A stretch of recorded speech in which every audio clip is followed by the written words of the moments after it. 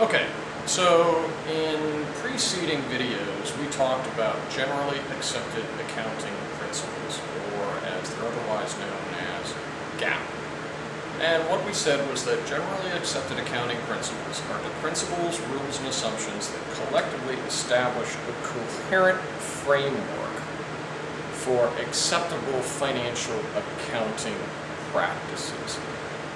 Essentially, GAAP are the rules that everyone who ascribes to accrual-based accounting follows.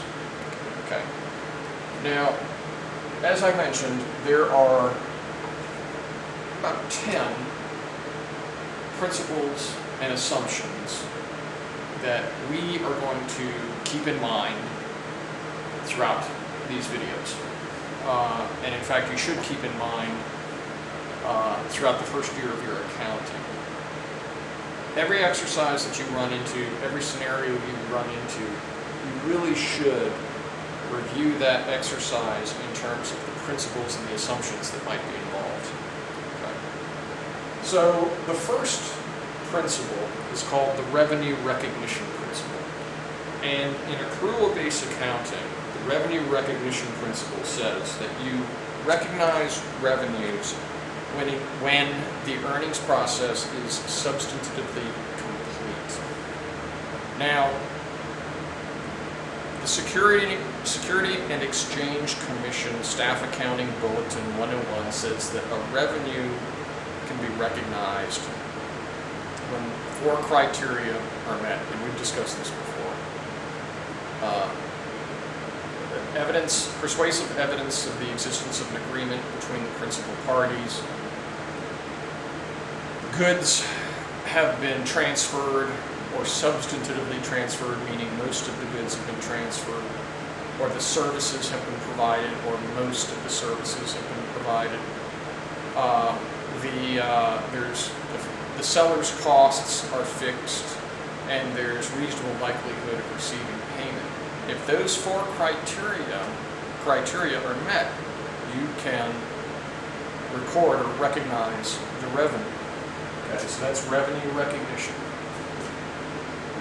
Another principle is historical cost, and what that says is that we should strive to carry assets on our books at what they cost us.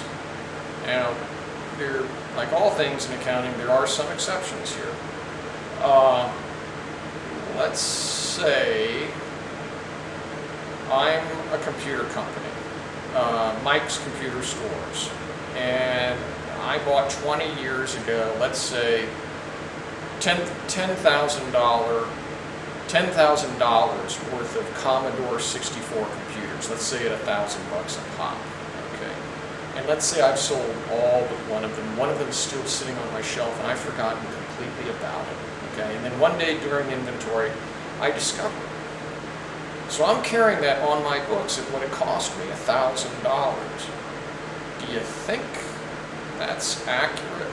I mean, it's a 20-year-old piece of computer technology.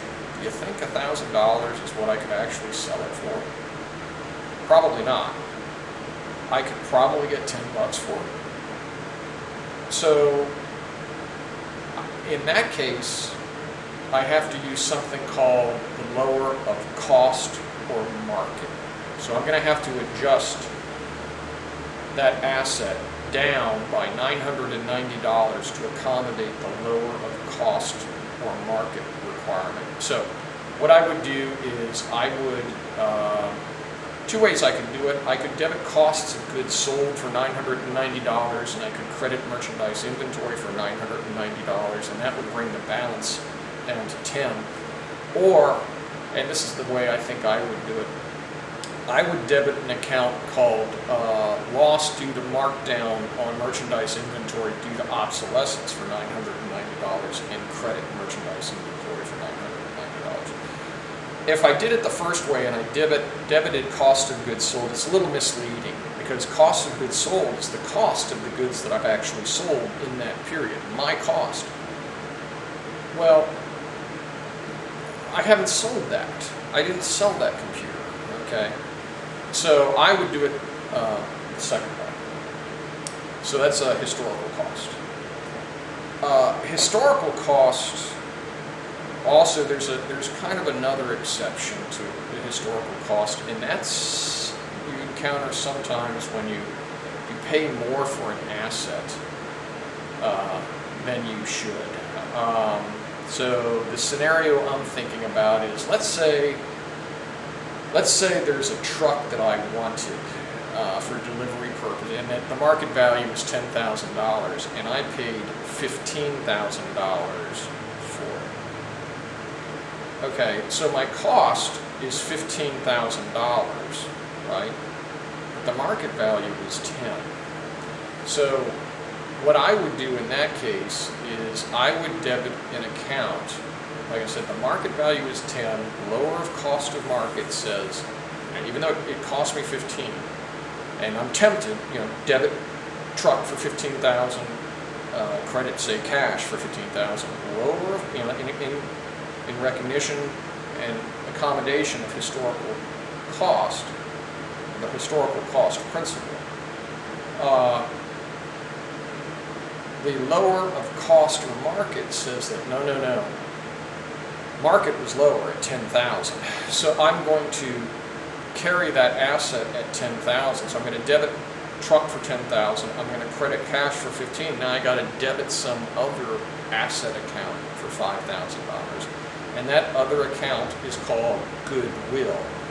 Now, if you remember, goodwill is a long-term investment. Okay. No, I'm sorry.